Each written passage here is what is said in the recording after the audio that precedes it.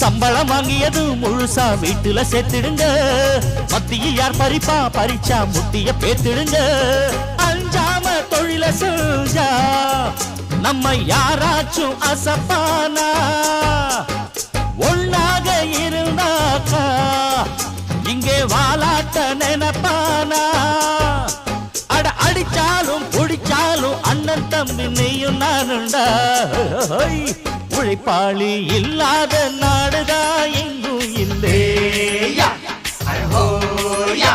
அவன் உழைப்பாலே பிழைக்காத பேருதான் எங்கும் இல்லையா?